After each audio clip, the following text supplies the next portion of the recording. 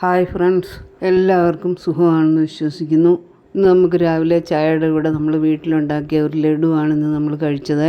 രാവിലെ കഴിക്കാൻ നമുക്കിന്ന് ഇടിയപ്പമാണ് നമ്മൾ ഉണ്ടാക്കുന്നത്. അതിന് നമ്മളെ വാഴയിലയിൽ ലേശം തേങ്ങാപ്പാൽ പിഴിഞ്ഞ് അതിലേക്ക് നമ്മളെ ലേശം മാവ് ഒന്ന് പരത്തി കൊടുത്തു. അതിലേക്ക് കുറച്ച് തേങ്ങ വെച്ചു. അതിൻ്റെ മുകളിൽ നമ്മളെ ഇടിയപ്പം പീച്ചിയാണ് നമ്മൾ എടുക്കുന്നത്. ഇങ്ങനെ ഉണ്ടാക്കുന്ന ഇടിയപ്പത്തിന് നല്ല ടേസ്റ്റാണ്. പിന്നെ ഇതിൻ്റെ കൂടെ നമ്മൾ കറിയായിട്ട് മുട്ട റോസ്റ്റാണ് ഉണ്ടാക്കുന്നത്. ഇതിനായി നമ്മൾ സവോള, ഇഞ്ചി, വെളുത്തുള്ളി എല്ലാം നന്നായിട്ട് വഴറ്റി തക്കാളി എല്ലാം ചേർത്ത് അതിലേക്ക് നമുക്ക് മസാലപ്പൊടിയൊക്കെ ചേർത്ത് അതൊന്ന് വഴന്ന് വരാൻ വേണ്ടി ഒന്ന് വെയിറ്റ് ചെയ്യാം. ഈ സമയം നമുക്ക് ബാക്കിയുള്ള ഇടിയപ്പം കൂടി ഒന്ന് ഉണ്ടാക്കിയെടുക്കാം. വാഴയിലയിൽ നമ്മൾ തേങ്ങാപ്പാൽ പിഴിഞ്ഞ് ചേർത്ത് അതിലേക്ക് നന്നായിട്ടൊന്ന് പുരട്ടി കൊടുത്ത് അതിലേക്ക് ലേശം മാവ് നമ്മൾ ഒന്ന് പരത്തി കൊടുത്തു. അതിൻ്റെ മുകളിൽ നമ്മൾ തേങ്ങ വെച്ച് അതിൻ്റെ മുകളിലാണ് നമ്മൾ ഇടിയപ്പം പീച്ചിയെടുക്കുന്നത്. ആവി വരുന്ന അപ്പച്ചെമ്പിൽ വെച്ച് നമ്മൾ ഓരോന്നായി നമ്മൾ ഇത് ഉണ്ടാക്കിയെടുത്തു. പിന്നെ നമ്മൾ റോസ്റ്റ് ചെയ്യാനുള്ള മുട്ട അടുപ്പിൽ വെച്ചിട്ടുണ്ട്. അതെല്ലാം വെന്ത് വന്നിട്ടുണ്ട്. ഈ സമയം നമ്മളതെല്ലാം പൊളിച്ചെടുത്തു.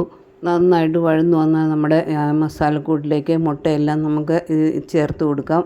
മുട്ടയിൽ നന്നായിട്ടൊന്ന് മസാല പിടിച്ച് വരാൻ വേണ്ടി നമ്മൾ ഈ മുട്ടയിൽ ഓരോ പിച്ചാത്തി കൊണ്ട് നമ്മൾ ഓരോ മാർക്ക് ചെയ്തിട്ടുണ്ടായിരുന്നു. അതുകൊണ്ട് പെട്ടെന്ന് തന്നെ ഇതിൻ്റെ മസാലയെല്ലാം നന്നായിട്ട് മുട്ടയിൽ പിടിച്ച് കിട്ടും.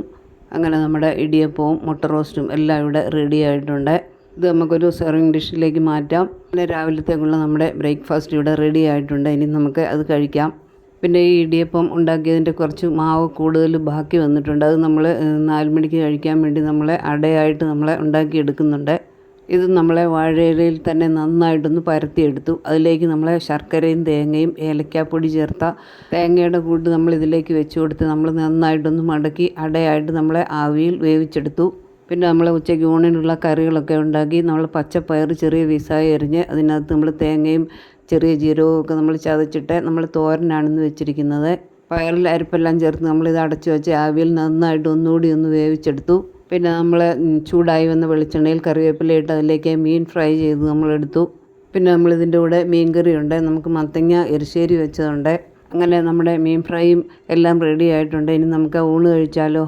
നല്ല ചൂടോടെയുള്ള കുത്തരിച്ചോറും മീൻ മുളകിട്ട് വെച്ചതും നമ്മുടെ മത്തങ്ങ എരിശ്ശേരി തേങ്ങയൊക്കെ നമ്മൾ വറുത്ത് ചേർത്ത് നന്നായിട്ട് എരിശ്ശേരി വെച്ചതാണ്. പിന്നെ നമ്മൾ പയറുതോരൻ വെച്ചിട്ടുണ്ട്. പിന്നെ നമ്മുടെ സ്വന്തം കട്ട തൈരും നമ്മൾ എടുത്തിട്ടുണ്ട്. പിന്നെ മീൻ ഫ്രൈയും ഉണ്ട്. പിന്നെ നമ്മുടെ ഈ വീഡിയോ കാണുന്നതിൽ ആരെങ്കിലും സബ്സ്ക്രൈബ് ചെയ്യാത്തവരുണ്ടെങ്കിൽ ഒന്ന് സബ്സ്ക്രൈബ് ചെയ്തേക്കണേ. ലൈക്കും ഷെയറും ചെയ്ത് ഒന്ന് സപ്പോർട്ട് ചെയ്യണേ. ഇനിയും പുതിയ പുതിയ വിശേഷങ്ങളും വീഡിയോയുമായി കാണാം എന്ന പ്രതീക്ഷയോടെ